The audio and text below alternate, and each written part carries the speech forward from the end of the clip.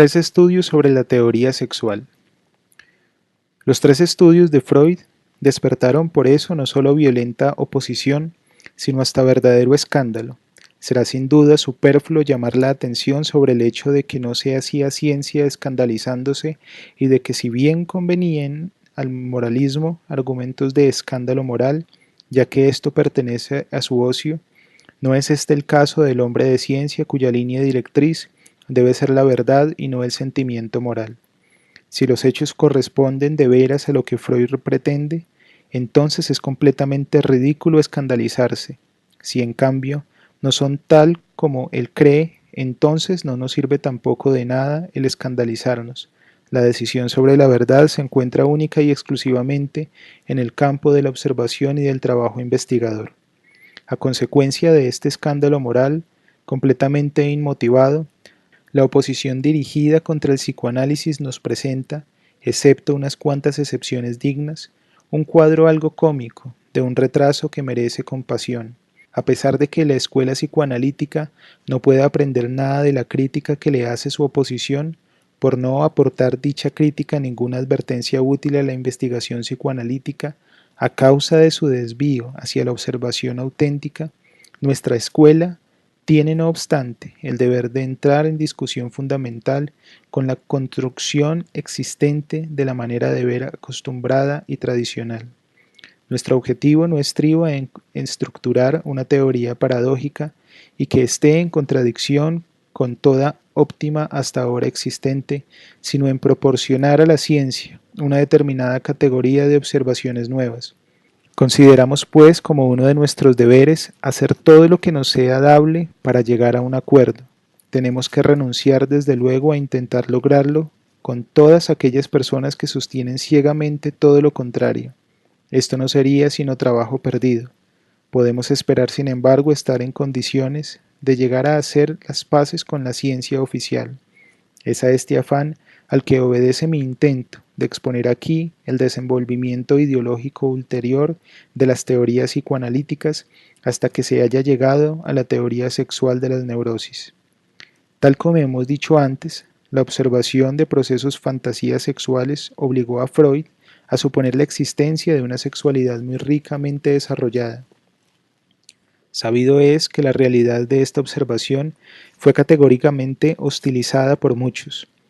Esto es, que muchos creen que aquí se trata tan solo de un burdo error y de una tosca ceguera de Freud, y con él de todo su escuela, tanto en Europa como en América, que le llegó a descubrir cosas que en realidad no existen.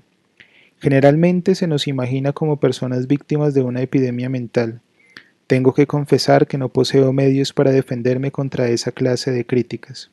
Es preciso observar, además, que la llamada ciencia no tiene ningún derecho a afirmar de antemano que determinados hechos no existen.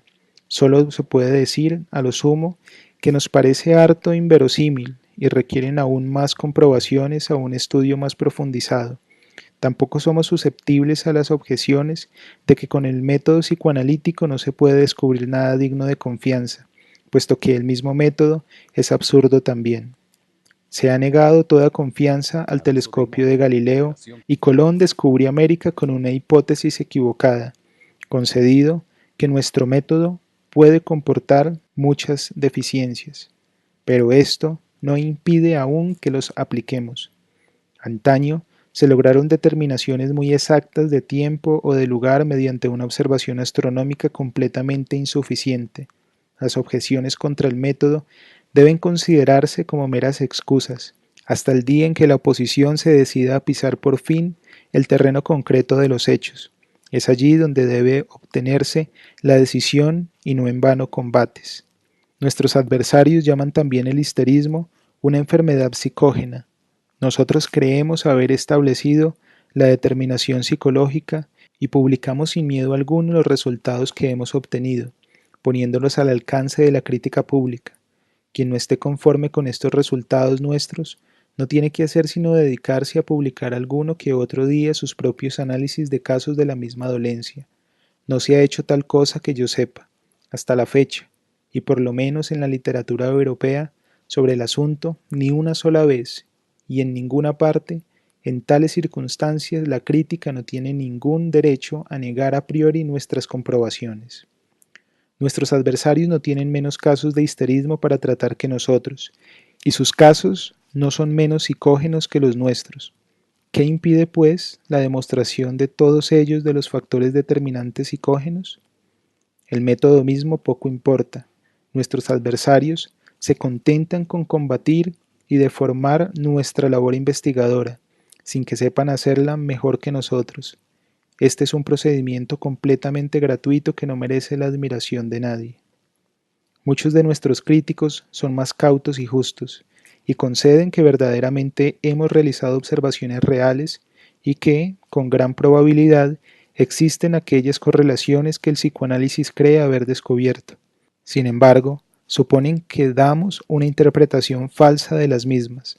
Las pretendidas fantasías sexuales de los niños, que ante todo se ponen aquí en cuestión, no pueden, según dichos críticos, ser interpretada en un sentido sexual, puesto que sexualidad sería, sin duda alguna, algo que tomaría su carácter peculiar tan solo al acercarse a la pubertad.